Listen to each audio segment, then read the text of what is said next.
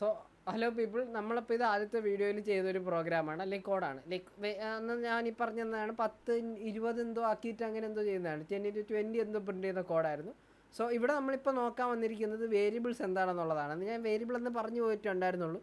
നമ്മളിപ്പോൾ കുറച്ചുകൂടി ഇൻഡെപ്ത് ആയിട്ട് വേരിയബിൾ എന്താണെന്ന് ജസ്റ്റ് ഒന്ന് നോക്കുകയാണ്, കുറച്ചുകൂടി ടോപ്പ് ലെവലിൽ.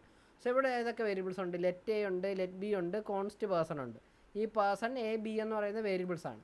സോ അതിന് വേണ്ടിയിട്ട് നമുക്ക് ഇത് ഇത്രയും വേരിയബിൾസാണ്, നമ്മളത് ഓൾറെഡി അവർ ഇൻട്രാക്ട് ചെയ്തിട്ടുണ്ട്, അത് വെച്ച് പ്രോഗ്രാംസും ചെയ്തിട്ടുണ്ട്. സോ ഇങ്ങോട്ട് വരാണെങ്കിൽ ഞാൻ ഇന്നത്തെ ഒരു എക്സ്പ്ലനേഷന് വേണ്ടിയിട്ട് ഇത് ഞാൻ സോ അത് ഞാൻ നേരത്തെ ഒരിക്കൽ റെക്കോർഡ് ചെയ്ത് പാളിപ്പോയി. സോ ഇതിപ്പോൾ ഇന്നത്തെ ഈ വീഡിയോയ്ക്ക് വേണ്ടിയിട്ട് ചെയ്തൊരു ചെറിയ എക്സാമ്പിളാണ് ക്രെഡിറ്റ്സ് GPT. സോ GPT വെച്ച് ചെയ്തൊരു ചെറിയൊരു പ്രോഗ്രാമാണ്. സെയിം പ്രോഗ്രാം തന്നെ ഞാൻ ജാവയിലും ചെയ്തിട്ടുണ്ട്, ജാവാസ്ക്രിപ്റ്റിലും ചെയ്തിട്ടുണ്ട്. അതിൻ്റെ കാര്യം ഞാനിപ്പോൾ പറഞ്ഞുതരാം. സോ സെയിം പ്രോഗ്രാം ജാവയിലും ജാവാസ്ക്രിപ്റ്റിലും സൈഡ് ബൈ സൈഡ് വെച്ചിട്ടുണ്ട്.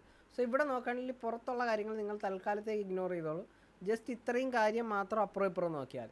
സോ ഇവിടെ int num1 = 5, num2 = 7, int sum is equal num1 + num2, system dot out print എല്ലാം സം പ്രിൻറ്റ് ചെയ്തു. സോ ഇവിടെയും 5, 7 like printing happens as such. So നമ്മൾ ക്ലിയർ ആയിട്ട് ഒന്ന് റൺ ചെയ്യുകയാണെങ്കിൽ സം ഈസ് ഈക്വൽ ടു 12. ഇവിടെ ഞാനിപ്പോൾ റൺ ചെയ്യുകയാണെങ്കിൽ എന്താണ് വരിക? ഔട്ട്പുട്ട് ഈക്വൽ ടു 12 എന്ന് തന്നെ വരണം. സോ ഒരു മിനിറ്റ് വരേണ്ടതാണ്. സം ഈസ് ഈക്വൽ ടു 12 എന്ന് പറഞ്ഞു വന്നു.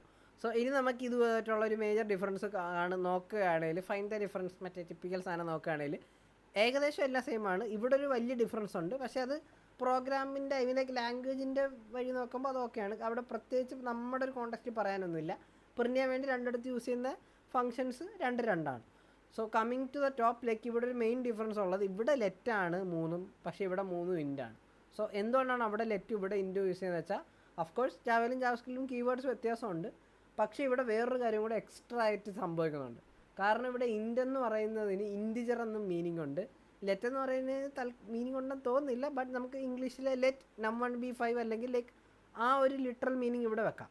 സോ ഇവിടെ നമ്മൾ എന്താ സംഭവിക്കുന്നത് വെച്ചാൽ, ഇവിടെ നമുക്ക് ജാവയിലേക്ക് നമുക്ക് ഇൻറ്റ് ഉണ്ട്, ഡബിൾ ഉണ്ട്, ഫ്ലോട്ട് ഉണ്ട്, ബൂളിയൻ ഉണ്ട്. ഇങ്ങനെ നമുക്ക് സ്പെസിഫിക് ആയിട്ട് ടൈപ്പിന് പറഞ്ഞ് കീവേഡ്സ് ഉണ്ട്. സോ എനിക്കിപ്പോൾ ഒരു ഡബിൾ അല്ലെങ്കിൽ ലൈക്ക് ഒരു ഡബിൾ എന്ന് പറയുന്നത് നമ്മൾ എന്താ പറയുന്നത്, ഇൻറ്റീജേഴ്സൊക്കെ അല്ലാതെ ഡെസിമൽ പോയിൻ്റ് വരുന്ന ആൾക്കാർ വെക്കാനാണ് ഡബിളും ഫ്ലോട്ടും യൂസ് ചെയ്യുന്നത്. സോ അങ്ങനത്തെ ആൾക്കാരുണ്ടെങ്കിൽ നമ്മൾ ഡബിളും ഫ്ലോട്ടും ആയിരിക്കും യൂസ് ചെയ്യാറ്. അതേസമയം നമ്മുടെ ജാവാസ്ക്രിപ്റ്റിലോട്ട് വരികയാണെങ്കിൽ അങ്ങനത്തെ ആളൊന്നും ഇല്ല. ലൈക്ക് ഇനിയിപ്പോൾ ഇൻറ്റിജർ ആണെങ്കിലും ഞാനത് ലെറ്റിനകത്ത് തന്നെ സ്റ്റോർ ചെയ്യും, അവിടെ നോ കൺഫ്യൂഷൻസ്. സോ അതെന്തുകൊണ്ടാണെന്ന് ചോദിച്ചാൽ, നമ്മുടെ കേസിനകത്ത് നമുക്ക് 2 ടൈപ്പ് ഓഫ് ടൈപ്പിംഗ് ഉണ്ട്. ഒന്ന് ഡൈനാമിക് ടൈപ്പിങ്ങും ഉണ്ട്, രണ്ടെന്ന് പറയുന്നത് സ്റ്റാറ്റിക് ടൈപ്പിങ്ങും ഉണ്ട്. സോ ആ വേർഡ് ഡൈനാമിസിറ്റി പറയുന്ന പോലെ തന്നെ ജാവാസ്ക്രിപ്റ്റാണ് ഡൈനാമിക് ടൈപ്പിംഗ് യൂസ് ചെയ്യുന്നത്. ആ കീവേഡിനുള്ള പോലെ ഒരു ഡൈനാമിസിറ്റി എന്ന് പറയുമ്പോൾ തന്നെ ഒരു ഫ്ലെക്സിബിലിറ്റി, ഒരു അർത്ഥവും കൂടി ഇല്ലേ. സോ ഇവിടെ കുറച്ചുകൂടെ ഡൈനാമിക് ജാവാസ്ക്രിപ്റ്റാണ്. കാരണം ഇവിടെ എന്താണ്, ലൈക്ക് ഇവിടെ ഈ വേരിയബിൾസ് എന്ന് പറയുന്നത് ടൈപ്പ് റെസ്ട്രിക്റ്റഡ് അല്ല. ഈ ഒരു ലെറ്റ് എന്ന് പറയുന്നതിനകത്ത് എനിക്ക് ഏത് ടൈപ്പ് വേണോ ആക്കാം. അതിപ്പോൾ നമ്മൾ എക്സാമ്പിൾ നോക്കുകയാണെങ്കിൽ ഇവിടെ എനിക്ക് num1 = വേണേൽ ഇവിടെ എന്ത് ചെയ്യുക, num1 = സ്ട്രിങ് എന്ന് പറഞ്ഞ് വേണേൽ വെക്കാം, അതിന് പ്രശ്നമൊന്നുമില്ല. ഇതിപ്പോൾ ഇവിടെ ഞാൻ റൺ ചെയ്യുകയാണെങ്കിൽ സ്ട്രിങ് 7 എന്ന് പറയും, ഇവിടെ സ്ട്രിങ് ആയിരുന്നു, സ്ട്രിങ് +7 സ്ട്രിങ് 7. ഇനി ഞാൻ അതേ സാധനം ഇവിടെ വന്നിട്ട് നോക്കുകയാണെന്ന് എഴുതിക്കോ, num1 അവിടെ ചെയ്ത പോലെ തന്നെ ഞാൻ ഇവിടെ ചെയ്യുകയാണ്. സോ ആ സാധനം ഇവിടെ ചെയ്യാൻ നോക്കി എററടിക്കും. സോ ആ സാധനം നമ്മളിവിടെ ചെയ്യാൻ നോക്കിയാണ് കൈ. സോ അതെന്തായാലും എററടിക്കും. കാരണം ഞാൻ പറഞ്ഞ പോലെ ജാവയിൽ എന്താണുള്ളത്, ജാവയിൽ സ്ട്രിങ് സ്റ്റോർ ചെയ്യണേൽ സ്ട്രിങ് എന്ന് പറഞ്ഞ സാധനം തന്നെ യൂസ് ചെയ്യണം, ലൈക്ക് ഇങ്ങനെ തന്നെ യൂസ് ചെയ്യണം. അതും പറ്റത്തില്ല, കാരണം എന്താണ്, 2 വേരിയബിൾസിന് ഒരു നെയിം പറ്റത്തില്ല. സോ ഇനിയിപ്പോൾ നോക്കുകയാണെങ്കിൽ ഇവിടെ ഞാനിപ്പോൾ സമ്മിന് വരാൻ num2 കൊടുക്കുകയാണെങ്കിൽ ഇതിപ്പോൾ റണ്ണാവും, കാരണം ഞാൻ സ്ട്രിങ് എന്ന് പറഞ്ഞാണ് കറക്റ്റായിട്ടാണ് സ്റ്റോർ ചെയ്തിട്ടുള്ളത്. ഓക്കെ സ്ട്രിങ്ങിൻ്റെ ക്യാപിറ്റലാണ് ഗൈസ്, ടച്ച് വിട്ടുപോയി ജാവയുടെ. സോ അത് വർക്കാവും.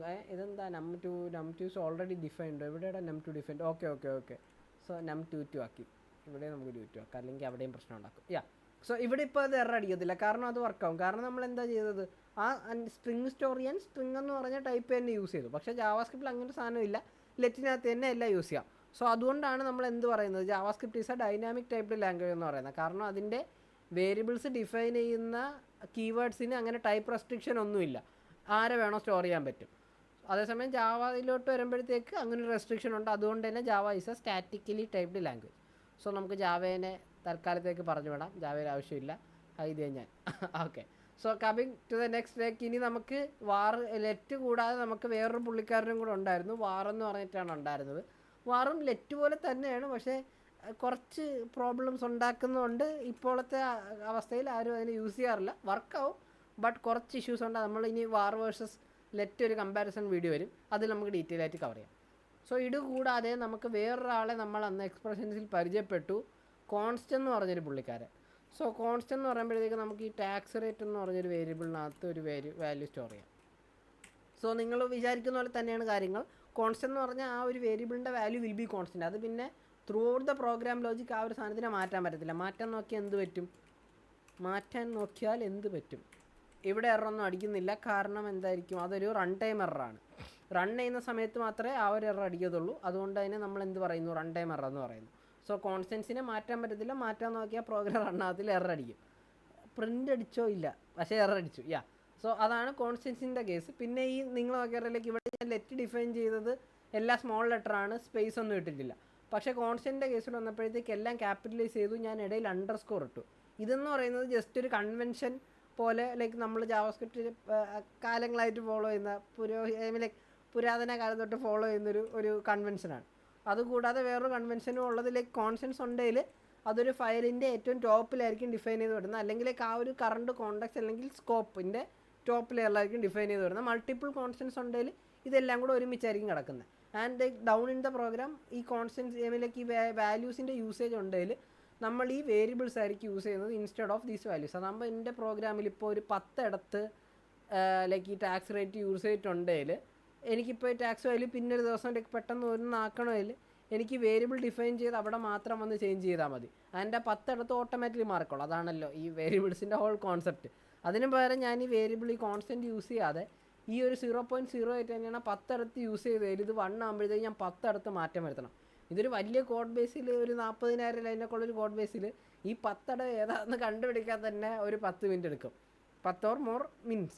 സോ ലൈക്ക് അങ്ങനത്തെ ഇഷ്യൂസ് മാറ്റാൻ വേണ്ടിയിട്ടാണ് നമ്മൾ ആരെ യൂസ് ചെയ്യുന്നത്? കോൺസ്റ്റൻസിനെ യൂസ് ചെയ്യുന്നത്. അപ്പോൾ ഇവിടെ നമ്മൾ കവർ ചെയ്ത things are like dynamic typing എന്താണ്, സ്റ്റാറ്റിക് ടൈപ്പിംഗ് എന്താണ്, പിന്നെ കോൺസ്റ്റൻസിൻ്റെ കാര്യവും കവർ ചെയ്തിട്ടുണ്ട്. So I hope it is clear. So അടുത്തൊരു വീഡിയോയിൽ കാണാം.